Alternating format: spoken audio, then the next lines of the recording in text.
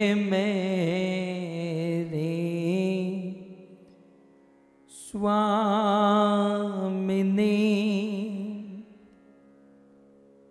मैं राधे को दास, राधे मेरी स्वामिनी मैं राधे को दास, जन्म जन्म मोहे दीजियो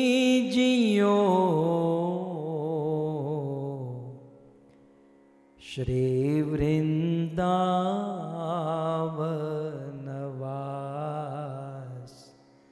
श्री वृंदावनवास।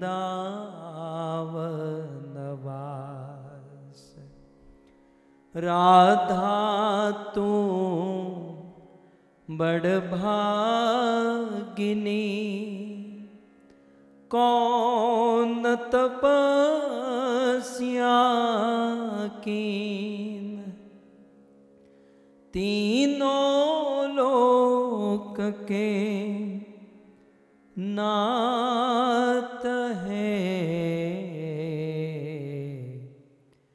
सो तेरो अधीन, सो तेरो अधीन।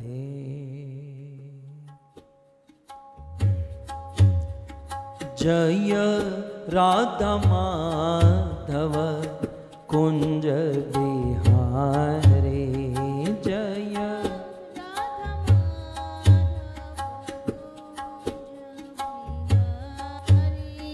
जय राधा माधव कुंज बिहारी, जय राधा माधव कुंज बिहारी, जय राधा माधव कुंज बिहारी।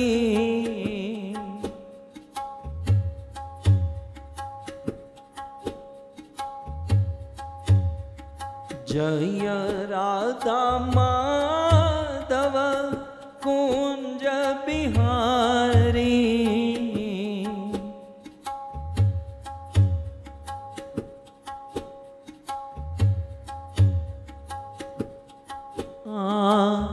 गोपी जन वल्लभ गिरिवर धारे, गोपी जन वल्लभ गिरिवर धारी, यशोदानंदन ब्रज जन रंजन, यशोदानंदन ब्रज जन रंजन, यशोदानंदन ब्रज जन रंजन,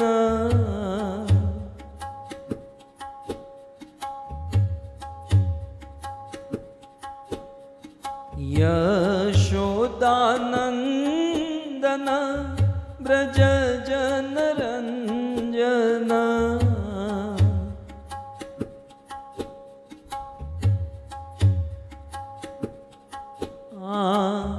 यमुना तीर वनचारी, यमुना तीर वनचारी, जय राधा माधव कुंज बिहारी, जय राधा माधव कुंज बिहारी, कृष्ण गोविंद गोविंद गोपाल नंद लाल, राधे गोविंद गोविंद गोपाल नंद लाल, कृष्ण गोविंद। गाइए प्रेम से। गोपाल नंद लाल, राधे गोविंद गोविंद गोपाल नंद गोपाल नंद लाल गोपाल नंद लाल गोपाल नंद लाल गोपाल नंद लाल। प्रेम से गाइए।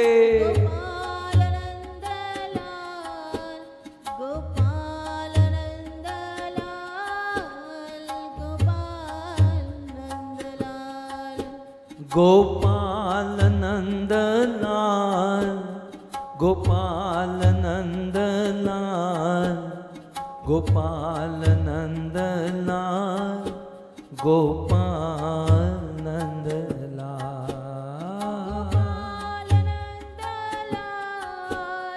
गोपाल नंद लाल गोपाल नंद लाल गोपाल नंद लाल। कृष्ण गोविंद गोविंद गोपाल नंद लाल राधे गोविंद गोविंद गोपाल नंद लाल। कृष्ण गोविंद जय हो भाव से।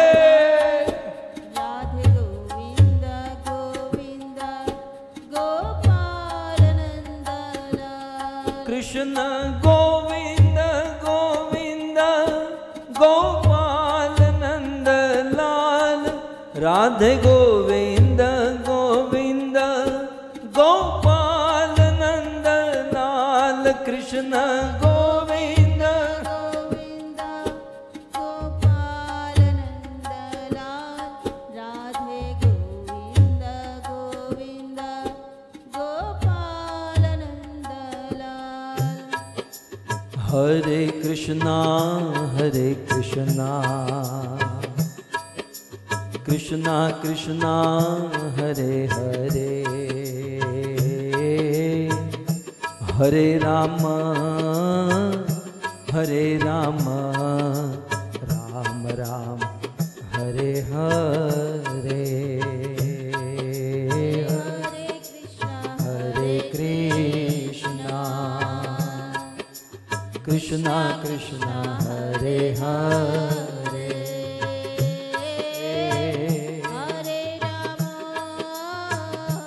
हरे राम राम राम हरे हरे।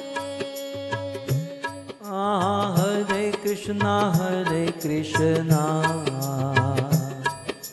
कृष्णा कृष्णा हरे हरे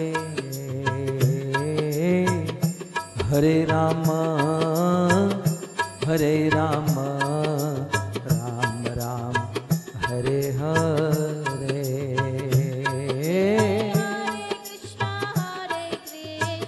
जय हो कृष्णा कृष्णा हरे हरे हरे राम जय हो हरे राम राम राम हरे हरे।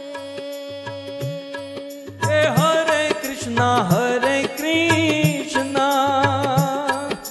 कृष्णा कृष्णा हरे हरे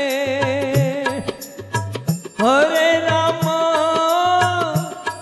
राम राम राम हरे हरे हरे कृष्णा राधे हरे हरे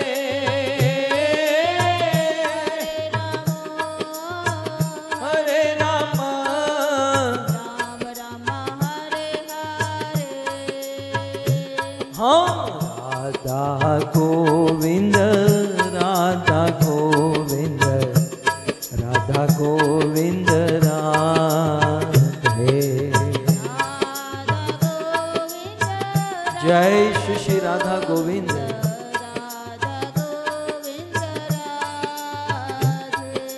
जगन्नाथ जगन्नाथ बलदेव जय सुभद्रा। जय जगन्नाथ। बलदेवा जय सुभद्रा।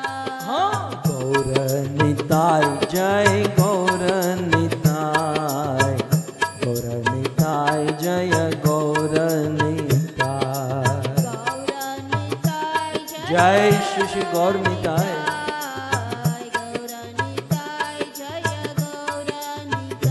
आहा प्रभुपाद प्रभुपाद प्रभुपाद शिल प्रभुपाद।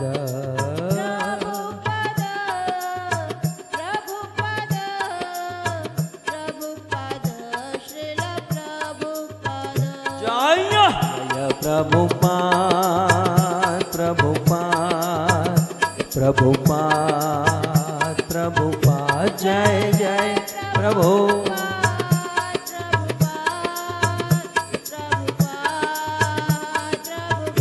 निताय गौर हरि बोल हरि बोल हरि बोल हरि बोल। निताय गौर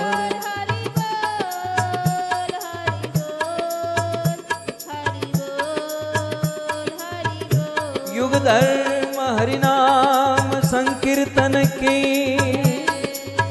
श्रीमद् भगवद गीता महात्म्य की, श्रीमद् भगवद गीता महामहोत्सव की, जगत गुरु श्रील प्रभुपाद की।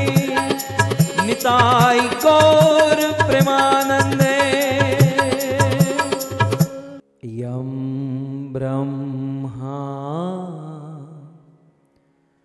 वरुणेन्द्र रुद्रमरुत स्तुवन्ति दिव्येस्तवे वेदे साङ्गपद क्रमोपनिषदे गायन्ति यं सामगा ध्यानावस्थित तद्गतेन मनसा पश्यन्ति यं योगिनो यस्यान्तं न विदो सुरासुरगणा। देवाय तस्मै नमः। करारविन्दे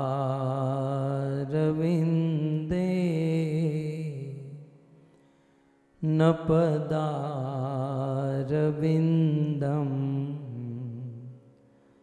मुखारविन्दे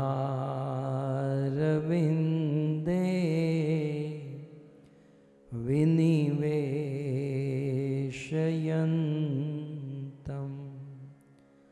वटस्य पत्रस्य पुटे शयानं बालं मुकुन्दं मनसा स्मरामि। ॐ नमो भगवते वासुदेवाय।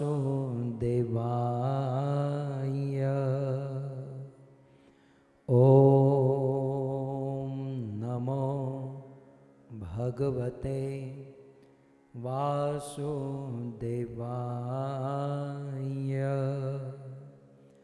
ॐ नमो भगवते वासुदेवाय।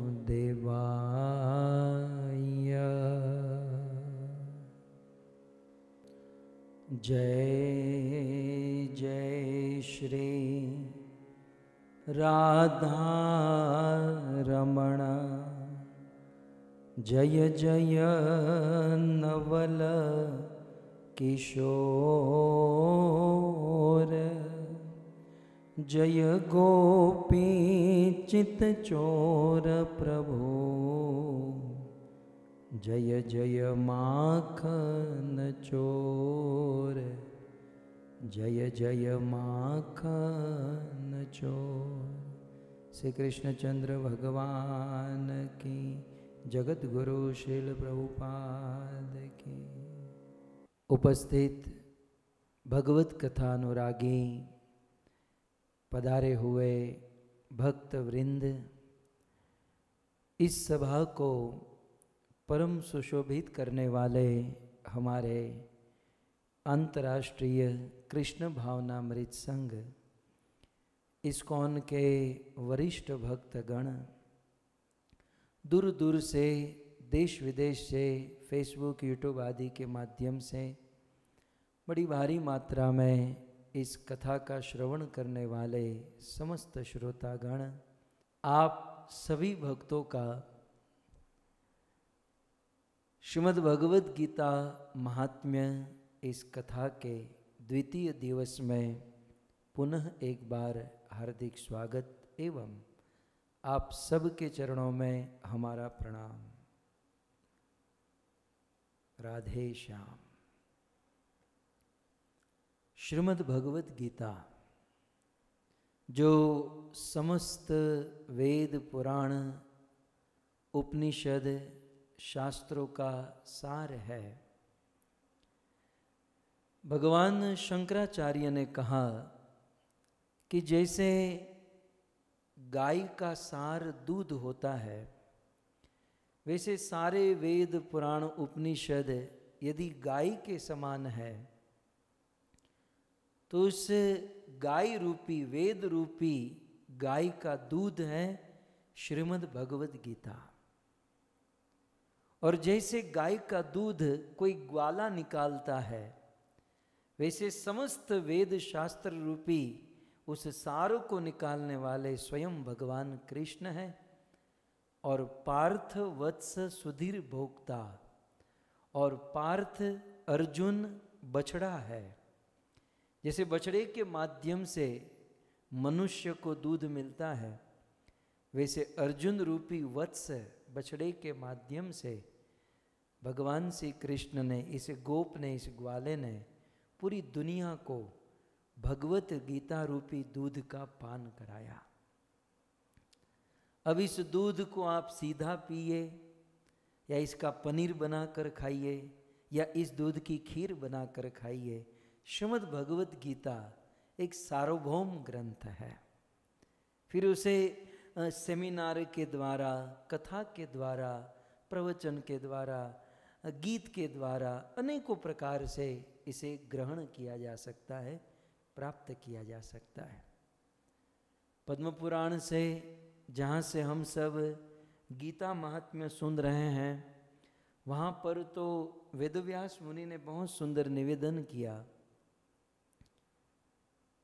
शिव जी कहते हैं पद्म पुराण के इस श्लोक में, शिव जी कहते हैं, निर्मंथ बहुधा लोक्य। बहुत सुंदर शब्द है कि निर्मंथ, मंथ माने मंथन करना। जैसे दही का मंथन करते हैं, वैसे शास्त्रों का मंथन किया गया। नितराम मंथ मतलब कंप्लीटली, बहुत अच्छी तरीके से निर्मंथ मंथन किया गया। किसका? बहुधा लोक्य वेद शास्त्राम। इस संसार के बहुत बहुत वेद और शास्त्रों का जब मंथन किया गया, किसने मंथन किया? द्वैपायनो, द्वैपायन भगवान वेदव्यास मुनि ने समस्त वेद शास्त्र पुराणों का मंथन किया। और जैसे दही का मंथन करते हैं तो उसका सार माखन बनता है, माखन निकलता है। तो द्वैपायनो यदा साध्य, कृष्ण द्वैपायन भगवान वेदव्यास मुनि ने जब समस्त वेद शास्त्र पुराणों का मंथन किया, तो सार के रूप में उस समस्त वेद शास्त्र पुराणों के माखन के रूप में गीता शास्त्रम निसृष्टवान, श्रीमद् भगवद गीता रूपी शास्त्र प्रकट हुआ। सो ये श्रीमद् भगवद गीता समस्त वेद पुराण और शास्त्रों का माखन है। और आप सब जानते हैं हमारे भगवान श्री कृष्ण को माखन बहुत प्रिय है, और सारे वेद पुराण उपनिषदों का सार है भगवद गीता। तो अल्टीमेटली कृष्ण को गीता बड़ी प्रिय है, और महबूब की हर चीज महबूब होती है इस न्याय से कि हमारे जो प्रिय होते हैं, कृष्ण यदि हमारे प्रिय है तो कृष्ण को जो प्रिय है वो हमें भी प्रिय होना चाहिए, है? इसी को कहते हैं महबूब की हर चीज महबूब होती है। सो भगवान श्री कृष्ण को यह प्रिय ग्रंथ माखन के रूप में समस्त वेद पुराण शास्त्रों के सार के रूप में यह भगवद गीता प्रकट हुई। श्रीमद् भगवद गीता का महात्म्य हम सब श्रवण कर रहे हैं।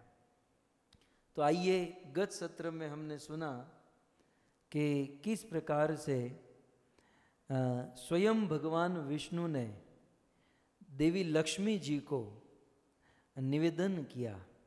क्या भगवान विष्णु ने कहा? अतो अध्याय तद अर्धम वा।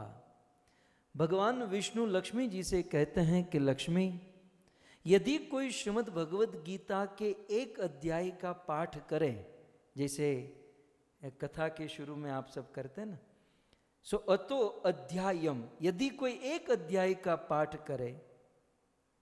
देखिए, हमारे भगवान बड़े प्रैक्टिकल है, हमारे ऋषि मुनि भी बड़े प्रैक्टिकल है। इसलिए भगवान स्थिति को देखकर कहते हैं कि अतोध्यायम, रोज प्रतिदिन डेली भगवत गीता के एक अध्याय का पाठ करना चाहिए।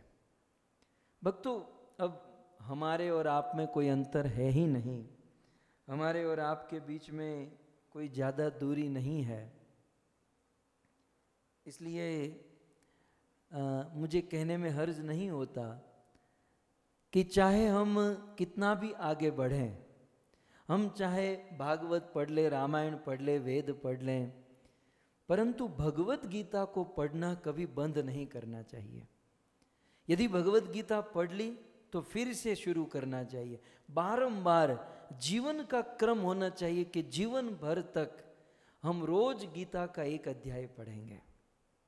सो कहते हैं कि अतोध्यायम, भगवान विष्णु लक्ष्मी जी से कहते हैं कि यदि कोई एक दिन में एक अध्याय पढ़े। लक्ष्मी जी कहती हैं, प्रभु ये कलयुग चल रहा है और इस कलयुग में लोग जॉब करते हैं, बिजनेस करते हैं, कितना टाइम अपने अपने काम धंधे में देते हैं, कुछ रीजनेबल कीजिए। भगवान विष्णु ने कहा, मैं कहाँ ज़्यादा बोल रहा हूँ, पूरी गीता पढ़ने के लिए थोड़ी कह रहा हूँ, एक दिन में एक अध्याय पढ़ने को कह रहा हूँ। हमारे लिए लक्ष्मी जी ने अपने पति विष्णु से झगड़ा किया, कलह किया, बोले ये रीजनेबल, एक दिन में एक अध्याय रीजनेबल नहीं है, आप थोड़ा सा रीजनेबल करो। तब आगे भगवान विष्णु कहते हैं, कोई बात नहीं लक्ष्मी, एक दिन में एक अध्याय नहीं, अतोध्यायम तद, उस एक अध्याय का अर्धम वा, उस एक अध्याय का आधा अध्याय तो कोई पढ़ सकता है।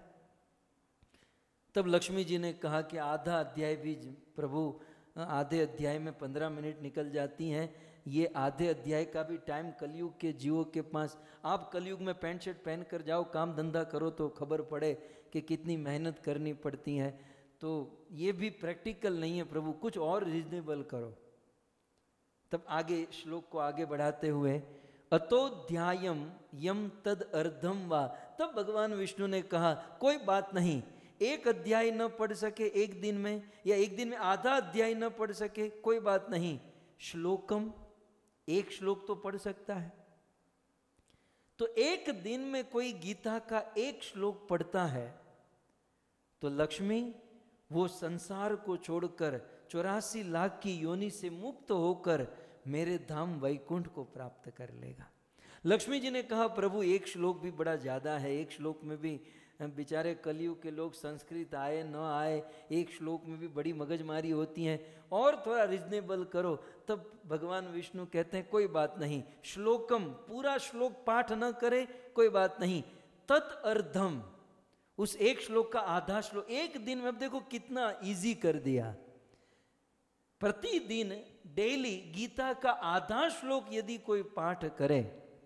लक्ष्मी जी ने कहा प्रभु अब एक लास्ट, अब जैसे कहते हैं ना बार्गेनिंग करते हुए, प्रभु एक लास्ट अब और एक कृपा कर दो।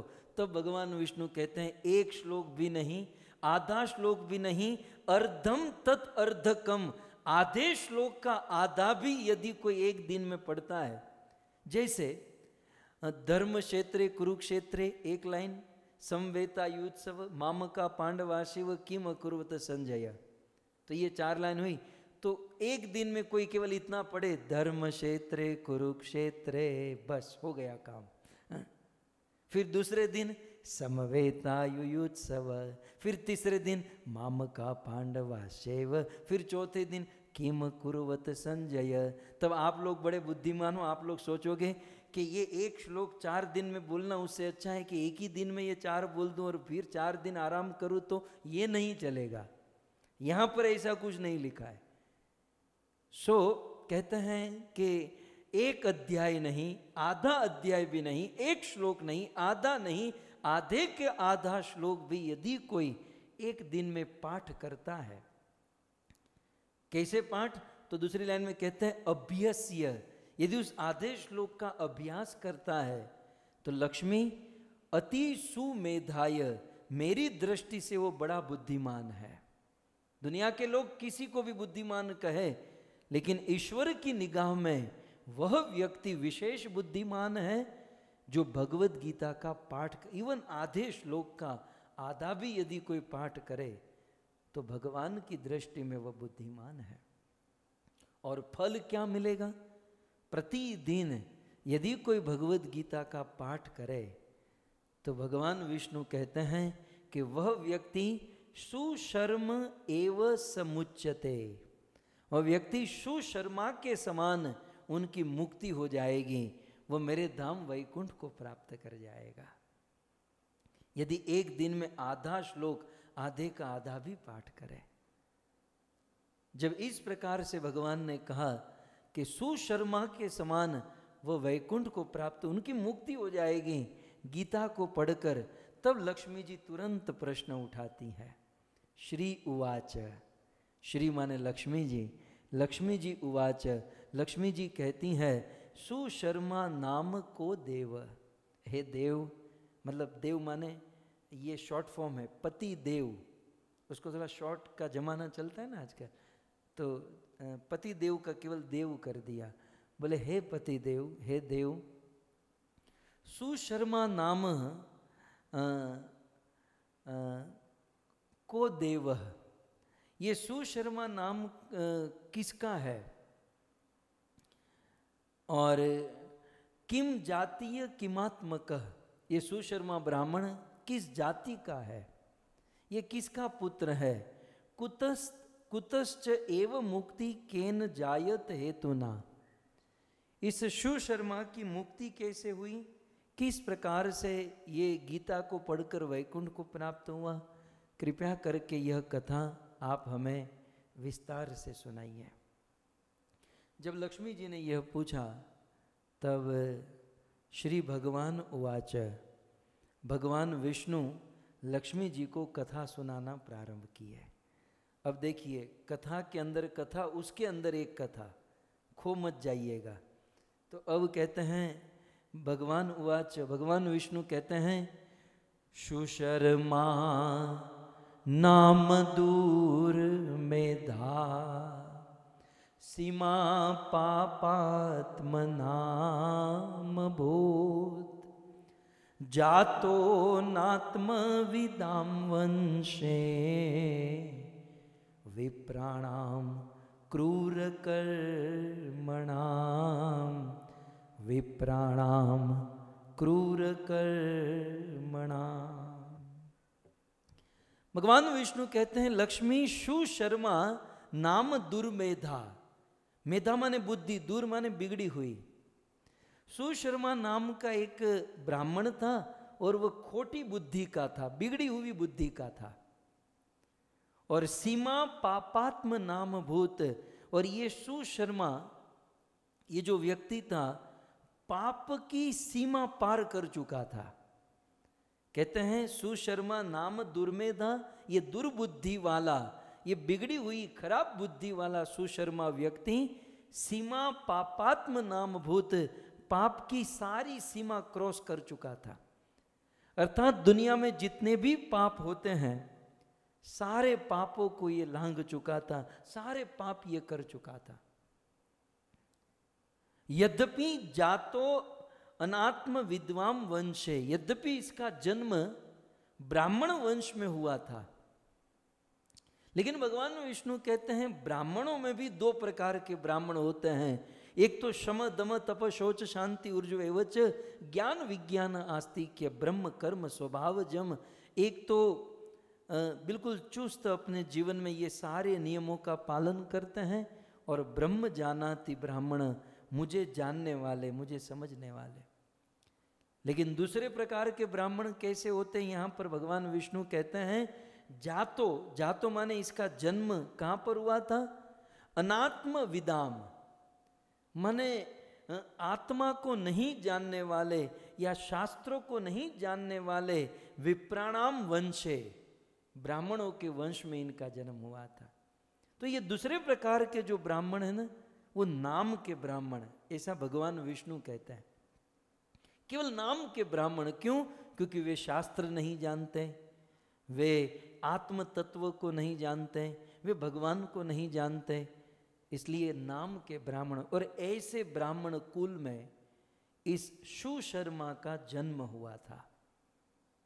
और ऐसे ब्राह्मण कुल में जन्म लेकर क्रूर कर्मणाम, दूसरे लाइन के अंत में कहते हैं कि ये सुशर्मा क्रूर कर्मणाम, क्रूर कर्म करने वाला हो गया। अर्थात ब्राह्मण कुल में जन्म लेकर भी ये सुशर्मा क्रूर कर्म करने लगा। मानो लक्ष्मी जी कहे कि क्रूर कर्म क्या, मतलब कौन से क्रूर कर्म करता था, तो भगवान विष्णु कहते हैं न ध्यायम। अब ब्राह्मण का धर्म है कि वो ध्यान करे, तो कहते हैं न ध्याय, अर्थात ये सुशर्मा ध्यान नहीं करता था। भक्तों, ये बहुत सुंदर मनुष्य जीवन मिला है, तो इस मनुष्य जीवन में थोड़ा सा धर्म ध्यान होना चाहिए। इतना सुंदर मनुष्य जीवन, और भगवान ने इतनी इतनी फैसिलिटी दे रखी है, तो रोज सुबह उठकर कुछ, दिन भर न कर सके कोई बात नहीं, लेकिन कुछ समय भगवान का, ईश्वर का ध्यान करें। लेकिन ये सुशर्मा न ध्यायम, ध्यान नहीं करता था, और न जपो, जाप नहीं करता था। प्रत्येक मनुष्य को, चाहे सतयुग, द्वापर, त्रेता या कलयुग, जाप अवश्य करना चाहिए। और मंत्र का जाप, और मंत्र में भी चैतन्य महाप्रभु की कृपा से हमें तो महामंत्र मिला है, सो इस महामंत्र का जाप करना ये मनुष्य का धर्म और कर्तव्य है। हरे कृष्णा कृष्ण कृष्ण हरे हरे, हरे राम राम राम हरे। तो इस महामंत्र का जाप करना चाहिए। लेकिन न ध्यायम, ध्यान नहीं करता था, और न जापो, जप नहीं करता था। फिर न होमो, होम, ब्राह्मणों को चाहिए कि वे होम करे, वो हवन करे, वे यज्ञ करे, लेकिन ये सुशर्मा न होमो, ये होम हवन भी नहीं करता, यज्ञ भी नहीं करता था। और च अतिथि पूजनम, और ये सुशर्मा अतिथि की पूजा भी नहीं करता था। दास को ऐसा लगता है कि यदि कोई ध्यान न करे, जाप न करे, होम हवन आदि कुछ न करे, लेकिन घर आए हुए साधु संतों की सेवा कर देना, तो 90 या 98 मार्क्स आपको ऐसे ही मिल जाएंगे। साधु संतों की सेवा में बड़ी ताकत है। लेकिन यहाँ पर लिखा है कि न जप करता था, न तप करता था, न होम हवन करता था, और न अतिथि पूजनम, अतिथि की पूजा सेवा भी नहीं करता था। तो लक्ष्मी जी कहते हैं ये करता क्या था, ये सब नहीं करता था तो इसका धंधा क्या था। तो आगे कहते हैं केवलम, भगवान विष्णु कहते हैं केवलम, मात्र और मात्र विषयेषु, विषयों में आसक्त रहता था, मात्र विषयों के सेवन में आसक्त रहता। क्यों? क्योंकि न अभिवर्तते, क्योंकि वो लंपट था, बिल्कुल भोग भोगने में बड़ा आसक्त था, वो लंपट था। इनकी क्रूर कर्म का वर्णन भगवान और भी आगे करते हैं। और ये क्या करता? कृषि कर्म रतो नित्यम। अब उस जमाने में ज़्यादा ये नहीं था, टेक्नोलॉजी आदि नहीं थी, तो उस जमाने में कृषि कर्म करता, खेती करता। कृषि कर्म करो नित्यम, नित्य निरंतर ये कृषि कर्म करता था, सुशर्मा ब्राह्मण। और पर्ण जीवी, और क्या करता? पर्ण पत्ते, यहाँ वहाँ घूमता और पेड़ के गिरे हुए पत्ते को बटोरता और उस पत्तों को बेचकर पैसे कमाता था। तो कृषि कर्म कर तो नित्यम, निरंतर कृषि कर्म अपने काम धंधे में ही लगा रहता, कोई धर्म ध्यान भक्ति कुछ नहीं। जैसे आजकल लोगों का सिद्धांत है ना, कर्म करो, बस कर्म करो, कर्म ही पूजा है, कर्म ही सेवा है, कर्म ही भक्ति है। ये सिद्धांत कुछ हद तक ठीक नहीं है। कर्म करना बहुत अच्छी बात है, मनुष्य जीवन मिला है, कर्म करना ही चाहिए, लेकिन कर्म के साथ साथ धर्म भी होना चाहिए, क्योंकि कर्म करना ये शरीर का कर्तव्य है और धर्म करना ये आत्मा का कर्तव्य है। सो ये तो बस शरीर को पोषण करने के लिए कृषि कर्म करो नित्यम, निरंतर कृषि कर्म करता था और पर्णजीवी और पत्ते बटोरता था। और फिर ये सब करके जब पैसे कमाता था तो क्या करता था? सुरा प्रिय, सुरा माने बाटली, शराब है? तो शराब प्रिय है, शराब बहुत पसंद थी इसे। तो रोज रात को, अब इंग्लिश तो नहीं पी सकता होगा क्योंकि गरीब था, देसी पीता था, ऐसा यहाँ प्रतीत होता है। तो देसी दारू रोज पीता था। केवल शराब ही नहीं, केवल शराब ही नहीं, भगवान विष्णु लक्ष्मी जी से कहते हैं शराब के साथ मांसो उपहारी, मांस भी खाता था, शराब के साथ साथ मांस भी खाता। और अशुचिरम कालम एवं विनायस, और इस प्रकार जीवन का दीर्घ काल इसका बीत गया। रात दिन बेल की तरह मेहनत करना, पैसे कमाना, पैसे कमा कर शराब पीना, मांस खाना, बस इसी प्रकार से कर्म और पाप करते करते करते कहते हैं चिरम कालम एवं नियसत, चीर काल, जीवन का लंबा समय बीत गया। और फिर आगे कहते हैं आने तु काम, एक दिन की बात, आने तु काम पर्णा निपर्यटन। एक दिन ये सुशर्मा उस पत्ते को खोजने के लिए, इसका काम था ना, वो पत्ते को ढूंढता, पत्ते को बटोरता। तो ये सुशर्मा ब्राह्मण पत्ते को खोजने के लिए विचरण करते करते करते ऋषि वाटिकाम, ऋषि मुनि की एक वाटिका में पहुंचा। और ऋषि मुनि की वाटिका में वो पर्ण को ऐसे खोज रहा था, बटोर रहा था, जमा कर रहा था।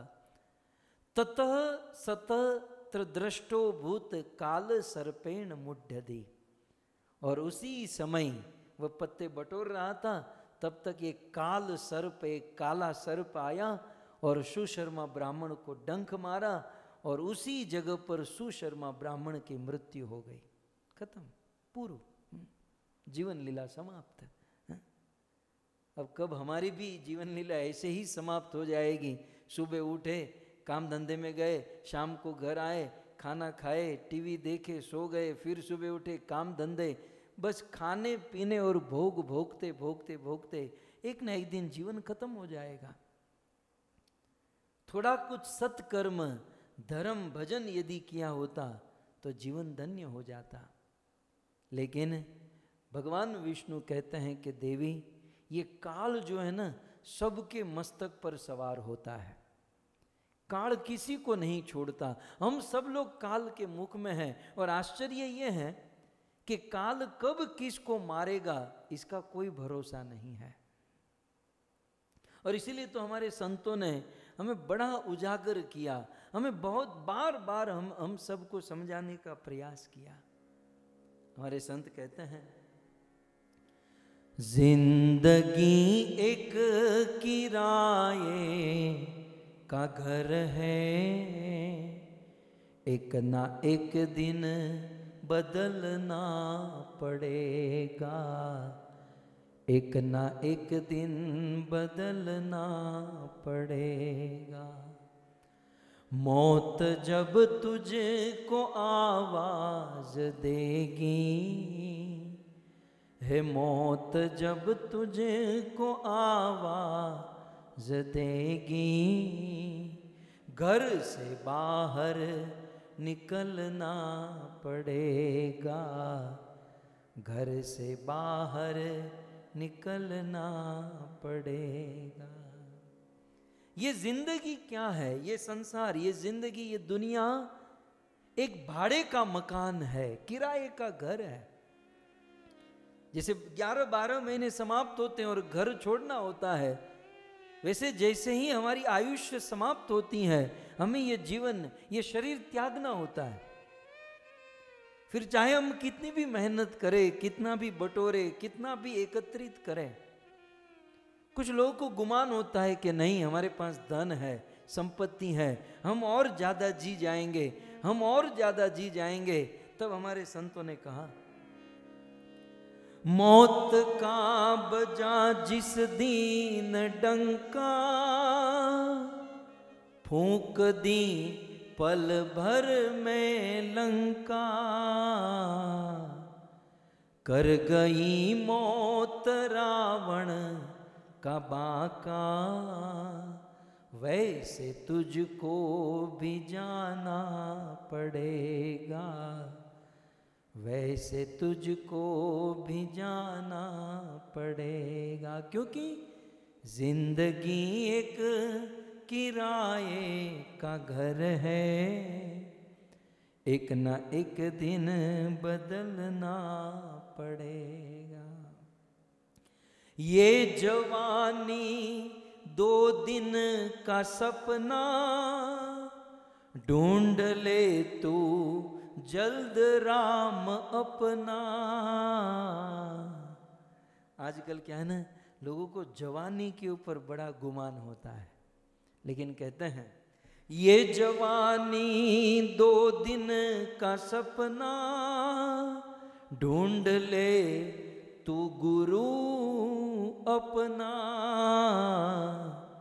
ये जवानी अगर ढल गई तो उम्र भर हाथ भलना पड़ेगा, उम्र भर हाथ मलना पड़ेगा। फिर आगे कहते हैं, ये तस्वूर ये जोशो जवानी, चंद लम्हों की ये है कहानी। ये दिया शाम तब तक रहेगा, चढ़ते सूरज वो ढलना पड़ेगा। जैसे सुबह सूर्य आकाश में उगता है और चंद्रमा अस्त हो जाता है, ठीक उसी प्रकार एक ना एक दिन इस देह को त्यागना होगा। तो यहाँ पर कहते हैं कि वह मुड्ढधि, वो अपने मस्तक पर मंडराने वाली मौत को नहीं समझ पाया और वह काल सर्प आया और इसे डंक मारा, इसकी मृत्यु हुई। अब तो ये सीधी बात है कि ये सुशर्मा जीवन भर पाप किया था तो इसकी सद्गति तो होगी नहीं। भगवान विष्णु कहते हैं कि लक्ष्मी, लक्ष्मी काल धर्म समासाध्य गत्वा निर्यान बहून। समय बीतने पर ये यमराज के दरबार में गया और इस सुशर्मा ने बहुत पाप किए थे, इसलिए निर्यान, निर्यान माने नरक, बहुन माने बहुत प्रकार के। लक्ष्मी वो सुशर्मा अनेकों प्रकार के नरक में जाकर दंड भोगता, यातना भोगता। शराब पी थी तो वह आई पानह नरक में गया, मांस खाया था कुंभीपाक नरक में गया, स्त्रियों के साथ संभोग किया तप्त सुरम में गया। अनेकों प्रकार से जितने जितने पाप किए, नरियान बहुन, अनेकों प्रकार के नरक में उनकी यातना हुई। और भगवान विष्णु लक्ष्मी जी से कहते हैं, उन नरकों में यातना भोगतने के बाद लक्ष्मी पुनरागत्य मर्त्येषु, पुनः नरक लोक से यातना समाप्त हुई और अनेकों प्रकार की योनि में समाप्त करने के बाद पुनः मृत्यु लोक में ये प्रकट हुआ, मतलब पृथ्वी लोक में ये आया। और अभी भी उनका दंड समाप्त नहीं हुआ। नरक में तो उनको पीटा गया, 84 लाख की योनि अभी इनकी बाकी है, क्योंकि जीवन भर बैल की तरह काम किया था, कोई धर्म ध्यान भजन साधन कुछ नहीं। इसलिए नरक में दंड यातना भोगतने के बाद बलीर वरदत्व मी ईवान, लक्ष्मी ये इस मर्त्य लोक पर, पृथ्वी लोक पर वजन उठाने वाला बैल बना, सांड बैल। तो ये बहुत बड़ा बोझ ढोने वाला बैल हुआ। तो याद रखिएगा, सुशर्मा ब्राह्मण बहुत पाप किया, पाप करके नरक में दंड भोगता और फिर दंड भोगतने के बाद अब धरती पर बैल बनकर आया। तो जब वो बैल बना तब भगवान विष्णु कहते हैं कि एक समय की बात, कदाचित पंगुना केन विकृत सस्व जीवन हेतवे। एक पंगु, पंगु माने लंगड़ा आदमी था, एक पांव ठीक से काम नहीं कर रहा था। तो एक लंगड़े व्यक्ति ने, एक पंगु व्यक्ति ने इस बैल को खरीद लिया। किस बैल को? जो सुशर्मा जो बैल बना था, उस बैल को पंगुना केन विकृत, इस बैल को खरीद लिया। क्यों बैल को खरीदा? भगवान विष्णु कहते हैं सस्व जीवन हेतवे, शांति से अपना जीवन जीने के लिए बैल को खरीदा। कि बोले मैं तो पंगु हूं, मैं तो लंगड़ा हूं, ठीक से खेती नहीं कर सकता, तो इस बैल के द्वारा हल चलाकर मैं खेती करूंगा, इसलिए इस बैल को खरीद लिया। और बैल को खरीद कर नयन पृष्ठेन शरद सप्ताष्टो कष्ट तो नयत। कहते हैं बैल ने अपनी पीठ पर उस पंगु का भार ढोते हुए सप्त अष्टो शरद, मतलब 7 से 8 शरद ऋतु बीत गई। मतलब साल में एक बार शरद आती है। तो ये शास्त्र की विधि है कि इस पंगु व्यक्ति की सेवा करते करते उस बैल को 8 वर्ष बीत गए। मतलब 8 वर्ष तक वो सेवा करता रहा, वो हल जोत कर खेती करता रहा, जो भी मेहनत कराता था। तो जैसे तैसे कष्ट करके 8 वर्ष इनके बीत गए। अब एक समय की बात, कदाचित, वंस अपॉन अ टाइम, कदाचित एक समय की बात। अब देखिए ध्यान से, कदाचित पंगु नासो अपचिर मावर तीतो जवान। एक समय की बात, वह पंगु ने उस बैल को किसी ऊंचे स्थान पर, मतलब स्लोप पर, स्लोप होता है ना, खेती करते हुए बहुत ऊंचे स्थान पर इस बैल को बहुत चलाया, क्योंकि बैल अब बूढ़ा होने को आया, 8 साल बीत गए। तो यहां पर कहते हैं एक तो ऊंचे स्थान पर स्लोप पर बहुत चलाया, दूसरा बड़ी तेज गति से चलाया और बहुत देर तक चलाया। नक्की ये पंगु जो है ना वो गुजराती होगा, वसूल करने वाला व्यापारी होगा, मुझे ऐसा लगता है। तो उस बैल का कस निकाल लूं, बस बैल से काम करा लूं। उस बैल से काम कराने के लिए स्लोप पर चलाया, एक तो चढ़ान पर चलाया और तेज गति से चलाया और बहुत देर तक चलाया। और इससे क्या हुआ? पाप तरसा भूमो, इससे वो बेल बिल्कुल थक गया और थक कर भूमि पर घुटना टेक दिया और बेल चलते चलते गिर गया।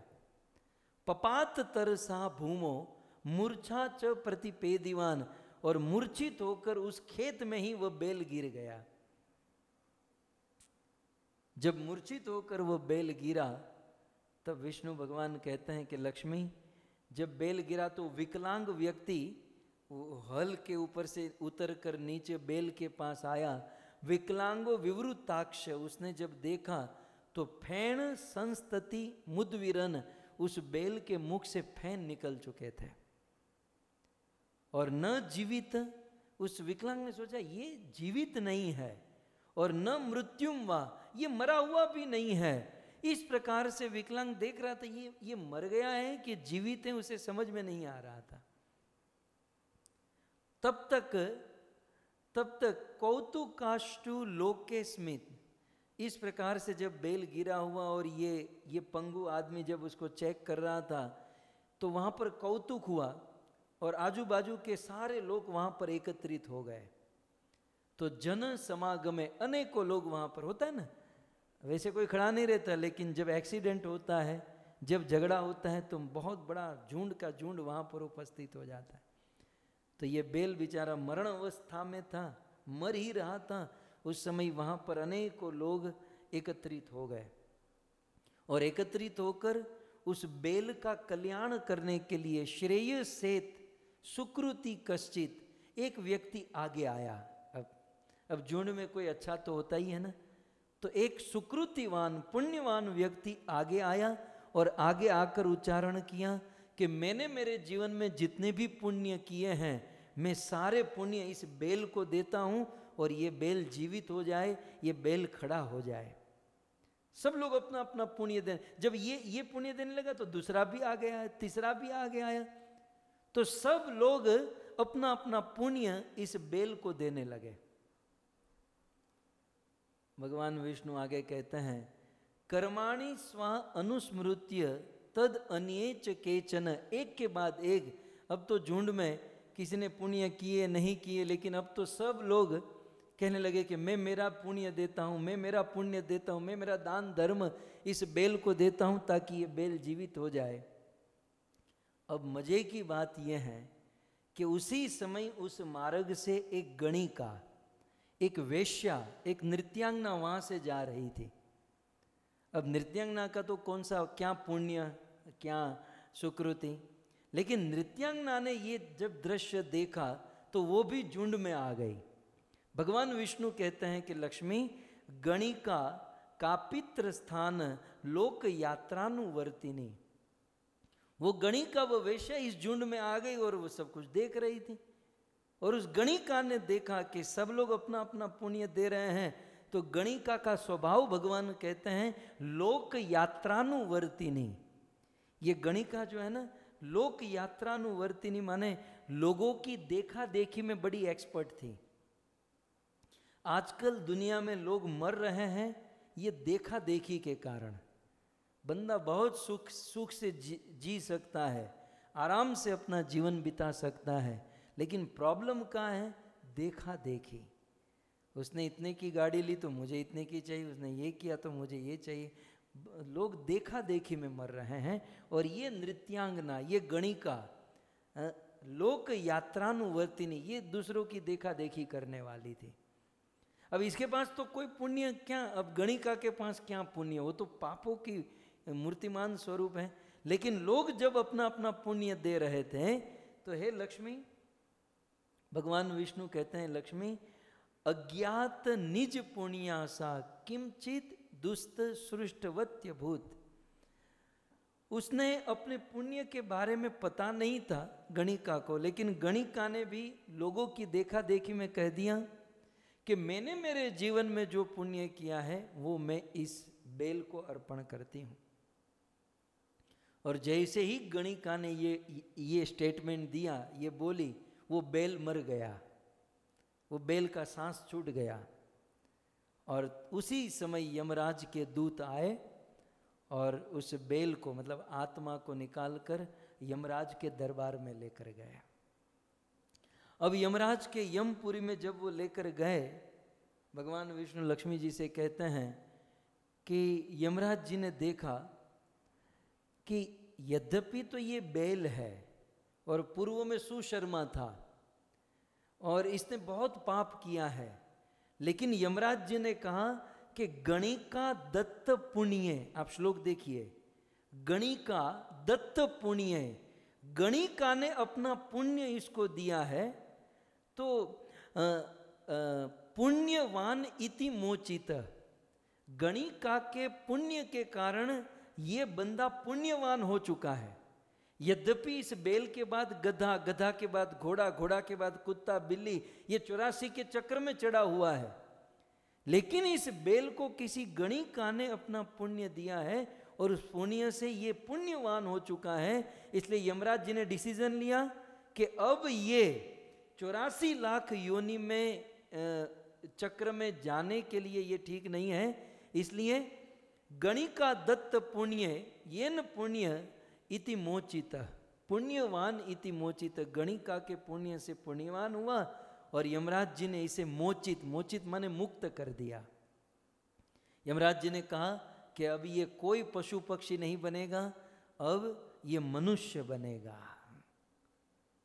तो भगवान विष्णु लक्ष्मी जी से कथा सुनाते हैं, कहते हैं पुनरागत्य भूलोकम, वो बैल ऊपर से बाउंस होकर नीचे फिर से आया, लेकिन अब की बार कैसे आया? मनुष्य बनकर आया। सो पुनरागत्य भूलोकम कुलशील वृतांगृह है। ये बैल एक बहुत सुंदर ब्राह्मण कुल में और भजन भक्ति करने वाले के कुल में, उस शीलवंत के गृह में इस मनुष्य का मनुष्य के रूप में घर में जन्म हुआ। भगवान कहते हैं द्विजन्म नाम सोजज्ञे जातिम स्वाम अनुस्मरम। अब क्या हुआ कि ये ब्राह्मण बना, ये बड़ा हो गया, लेकिन पूर्व जन्म की स्मृति इसे थी। पूर्व जन्म की स्मृति थी कि मैं बैल था और मुझे किसी गणिका ने अपना पुण्य दिया और मैं पुण्यवान हुआ और 84 लाख की योनि से मैं मुक्त हुआ और मुझे इतना सुंदर भजन करने के लिए मनुष्य जन्म मिला। अब तो मेरी मुक्ति निश्चित है, लेकिन वो गणिका कौन है जिसने मुझे पुण्य दिया था? गणिका होकर उसके पास इतना सारा पुण्य कि 84 लाख योनि को स्किप करके मनुष्य जीवन प्राप्त हो और वैकुंठ की प्राप्ति। वो पुण्य क्या है? इसके मन में जिज्ञासा हुई कि वो गणिका के पास वो पुण्य क्या है। तब अब ये खोजने लगा, उस गांव में गया जहां बैल बना था और बिल्कुल इन्वेस्टिगेशन प्रारंभ करते करते करते अब एक दिन उस गणिका के घर में पहुंच गया। सो भगवान विष्णु कहते हैं कि पूर्व जन्म की पूर्ण स्मृति थी और काले महत जिज्ञासु, और उस गणिका को ढूंढते ढूंढते काल बहुत बीत गया, समय बहुत बीता, लेकिन एक दिन उस गणिका के घर पर पहुंच गया और पहुंचकर क्या किया? हरे कृष्णा कृष्णा कृष्णा हरे हरे हरे राम राम राम हरे हरे। सो इस प्रकार सुशर्मा अनेक अनेक प्राप्त करके नरक में यातना भोगत कर बैल बना और एक गणिका के पुण्य प्रदान करने से उनके सारे बंधन कट गए और सुंदर पवित्र ब्राह्मण कुल में जन्म लिया और भजन करने लगा। लेकिन भजन करते हुए भगवान विष्णु कहते हैं कि द्विजन्म नाम सोजज्ञे, दूसरे जन्म में भी कहते हैं जातिम स्वानु अनुस्मरणम, पूर्व जन्म का उन्हें स्मरण था। भक्ति कुछ ऐसी है, भक्ति में किए जाने वाले कर्म जो है वो अखंड बने रहते हैं, नष्ट नहीं होते हैं। सो पूर्व जन्म का उन्हें याद था। कालेन महिति जिज्ञासु, इसके मन में जिज्ञासा हुई।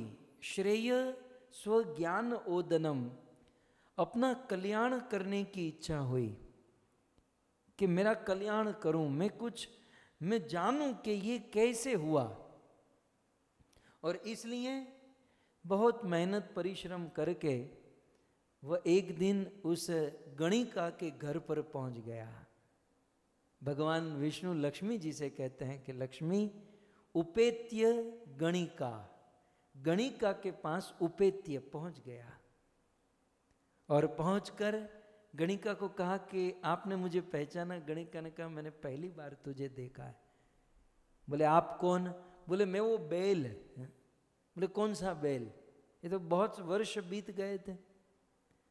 तो भगवान विष्णु कहते हैं लक्ष्मी उपेत्य गणिका दत्तम ख्यापयित्वा, दत्तम माने दान, ख्यापयित्वा माने याद कराया। बोले याद करो, एक बार आप कहीं से जा रही थी, फलाना गांव था, एक बैल मर रहा था और सब लोग अपने अपने पुण्य दे रहे थे, तो आपने भी अपना पुण्य दिया और आप चली गई। बोले हाँ मैं तो ऐसे ही लोगों के देखते मैं भी कह दिया कि मैंने जो पुण्य किया है। तब इस सुशर्मा, इस ब्राह्मण ने कहा कि देवी उस आपके पुण्य को देने से मेरे 84 लाख योनि के बंधन कट गए, मैं उस पशु योनि से मुक्त हो गया और मुझे पवित्र ब्राह्मण कुल में भजन करने का अवसर मिला। मैं ये जानने के लिए आया हूं कि ऐसा तो आपने कौन सा पुण्य किया है कि जिससे मेरे 84 लाख योनि के बंधन कट गए, बंधन टूट गए। तब उस कहते हैं आचष्टा, तब आचष्ट उस नृत्यांगना ने, उस गणिका ने उत्तर दिया। क्या उत्तर दिया? बोले मैंने कुछ नहीं किया है, जो भी किया है इस तोते ने किया है। यहां पर लिखा है आचष्टाम माम शुक, ये मेरा तोता जो है ना उसको देखो। तो ये तो कुछ सुशर्मा समझ ही नहीं पाए कि ये क्या है। बोले आचष्टा माम शुको, आप इस तोते को देखो, ये तोता नित्य पंजस्त पठयसो, ये तोता जो है ना रोज कुछ ना कुछ बोलता है। तो आचष्ट माम शुको, मेरा शुक, मेरा तोता नित्यम पंजरस्थ पठयसो, रोज कुछ बोलता है।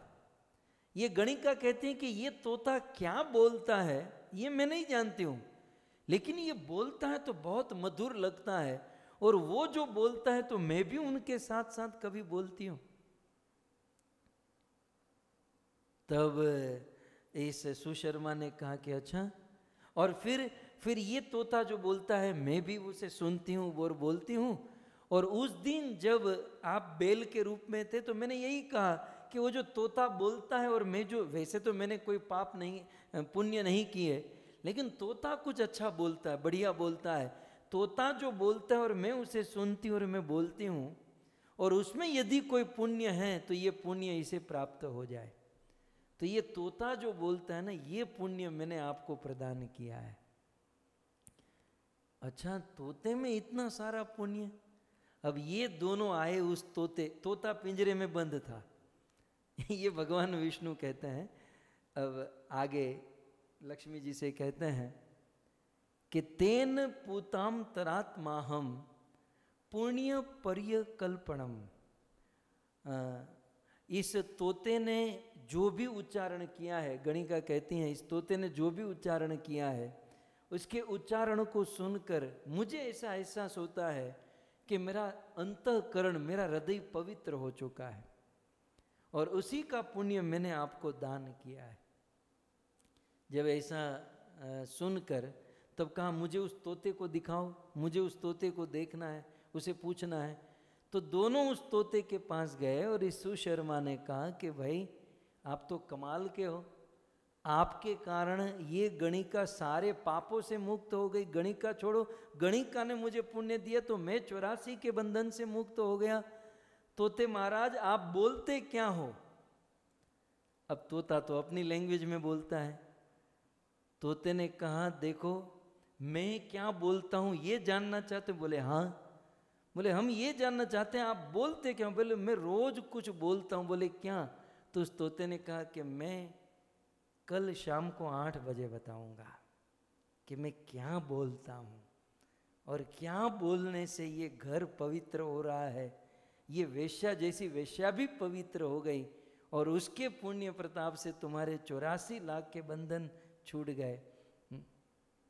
तब तोता अपने पूर्व जन्म की, अपने जीवन की कथा सुनाता है कि मैं एक ऋषि मुनि के आंगन में रहने वाला तोता था और वे ऋषि मुनि तो उस आश्रम को छोड़कर चले गए और एक शिकारी ने मुझे पकड़ा और इस वेश्या के पास बेच दिया। उस ऋषि मुनियों के मुख से मैंने कुछ पढ़ा था, कुछ सुना था, बस वही मैं रटते रहता हूँ और ये सुनती हैं और ये सब कुछ पवित्र हो रहा है। तो ये तोते की कथा जो है हम कल सुनेंगे। लेकिन श्रीमद् भगवत गीता के प्रथम अध्याय में, जैसे कल हमने कुछ चर्चा की थी, गीता के प्रथम अध्याय में शंका और ये 5 पार्ट है। श्रीमद् भगवत गीता का प्रारंभ जो है वो शंका से होता है। थोड़ा सा गीता के प्रथम अध्याय को देखें। भगवत गीता का प्रारंभ शंका से हुआ। फिर चाहे अर्जुन को ले लीजिए, चाहे धृतराष्ट्र को ले लीजिए।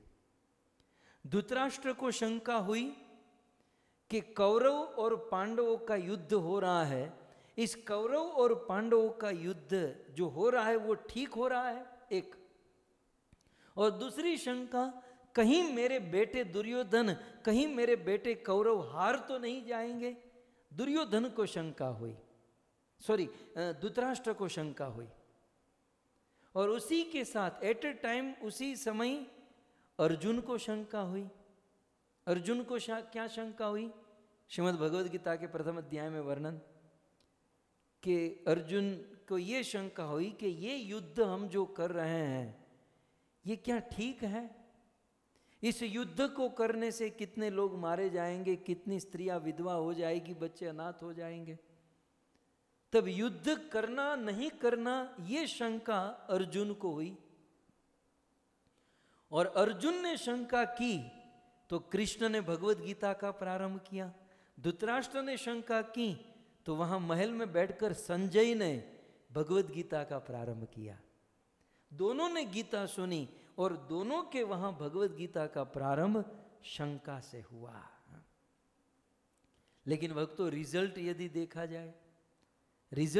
देखा जाए तो धृतराष्ट्र और अर्जुन, धृतराष्ट्र को संजय ने गीता सुनाई, अर्जुन को भगवान कृष्ण ने गीता सुनाई। लेकिन रिजल्ट यदि देखें तो अर्जुन सफल हुए और धृतराष्ट्र महाराज हार गए। कारण यही कि दोनों, धृतराष्ट्र संजय के पास गए धर्म क्षेत्र कुरुक्षेत्र कहकर, और अर्जुन कृष्ण के पास गए कार्पण्य दोषो अपहत स्वभाव कहकर। तो दोनों किसी गुरु के शरण में गए अपनी अपनी शंका को लेकर, लेकिन दोनों के मनोभाव में जमीन आसमान का अंतर था।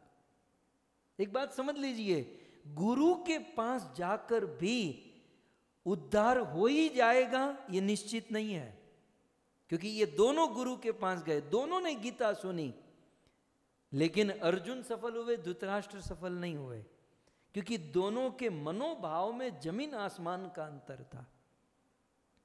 और दोनों का मनोभाव क्लियर दिखाई देता है। धृतराष्ट्र महाराज का मनोभाव आप देख सकते हैं। धृतराष्ट्र महाराज ने जब आप देखिए, धृतराष्ट्र उवाच धर्म क्षेत्रे कुरुक्षेत्रे समवेता युयुत्सव मामका पांडवाश्चैव किम अकुर्वत संजय।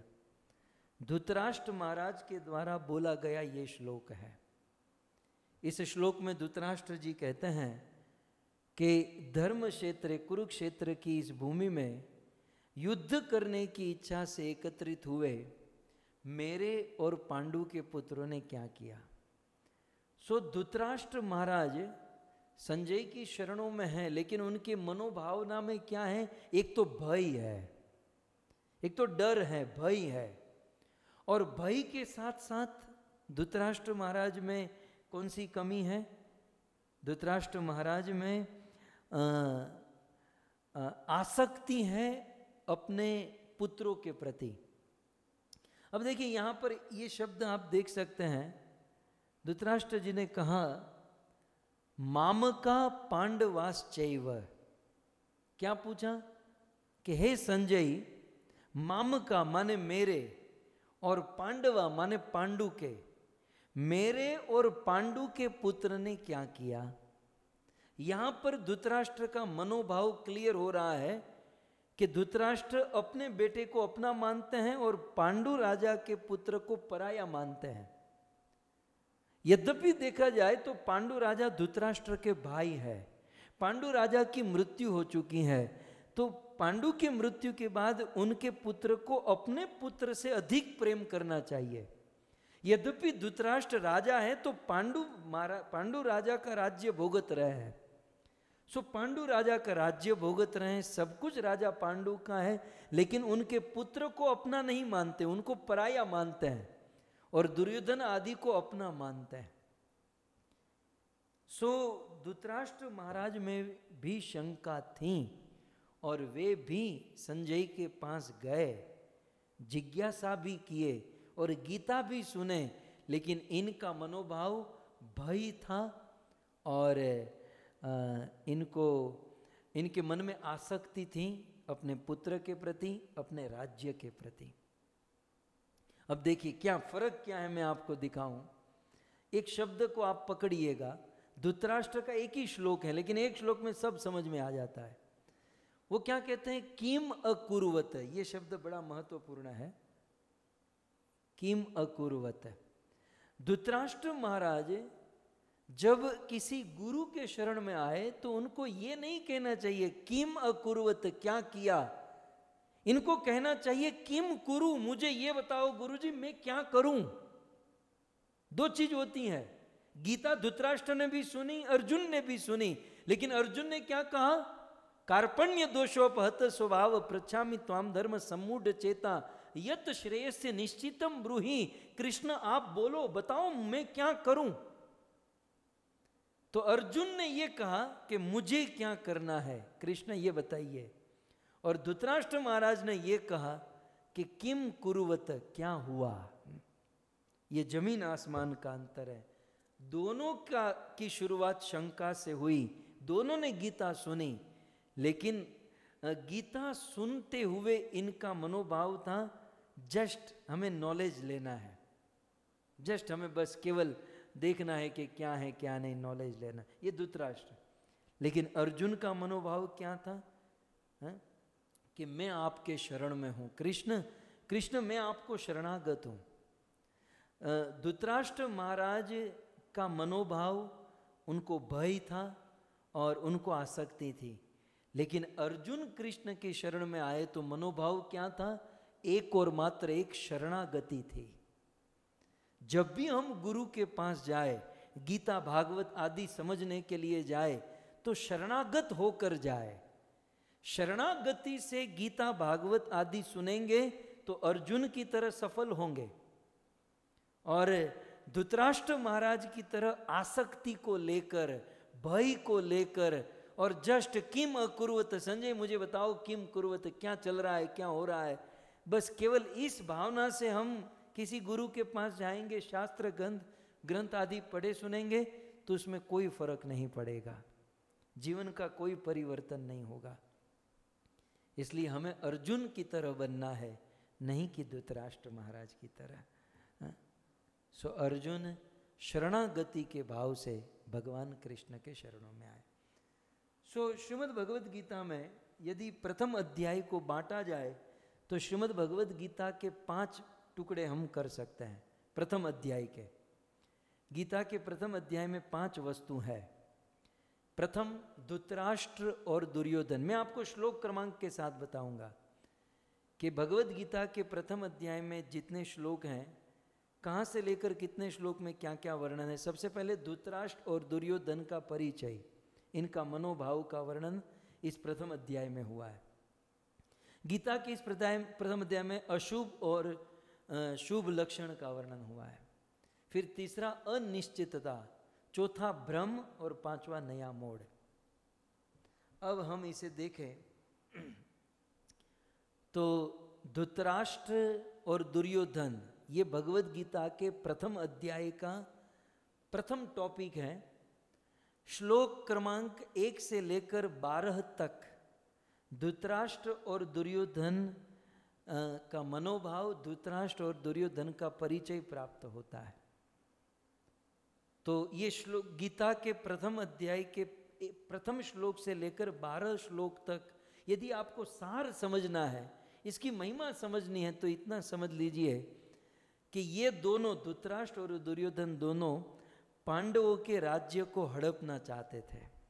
एक दूसरा, इस धृतराष्ट्र और दुर्योधन की जीद के कारण ही असंख्य सैनिक कुरुक्षेत्र की रणभूमि में तबाह हो गए, असंख्य सैनिकों की बर्बादी हो गई। लोभ, द्वेष और भौतिक इच्छा ने धृतराष्ट्र और दुर्योधन दोनों को अंधा बना दिया था। ये केवल आंखों से अंधे नहीं थे, ये दिमाग से अंधे थे। लोभ, द्वेष और भौतिक इच्छा ने बाप और बेटे दोनों को अंधा बना दिया था।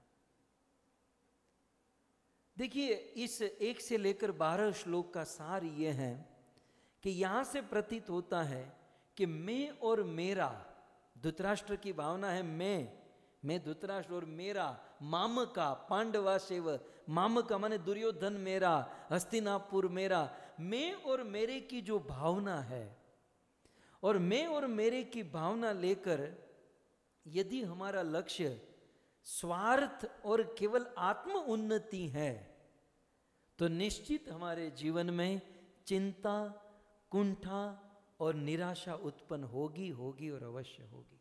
मैं और मेरा की भावना यदि हमारे अंदर है, और यदि हमारा लक्ष्य केवल स्वार्थ और आत्म उन्नति, बस दूसरों का जो होना सो हो, लेकिन मेरा प्रोग्रेस होना चाहिए, मेरी प्रगति होनी चाहिए, तो मैं और मेरे की भावना जो है वो स्वार्थ और आत्म उन्नति को जन्म देती है। और जब उसे हम स्वीकार करते हैं तो चिंता, कुंठा और निराशा हमें ग्रस्त कर लेती हैं।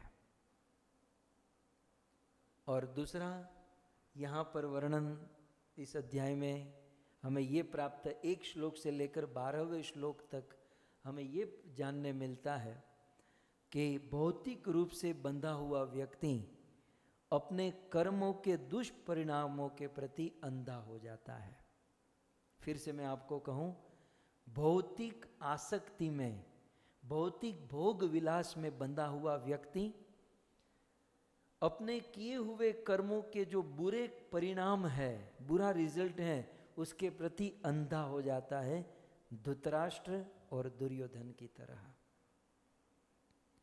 सो ये हैं श्रीमद् भगवद गीता, प्रथम भगवद गीता का प्रथम टॉपिक। श्रीमद् भगवद गीता में 13वें श्लोक से लेकर 20वें श्लोक तक अशुभ लक्षण का वर्णन हुआ है। गीता को यदि हमें प्रथम अध्याय को यदि संक्षिप्त में समझना है तो अशुभ लक्षण का यहाँ पर वर्णन हुआ है। अशुभ लक्षण कैसे?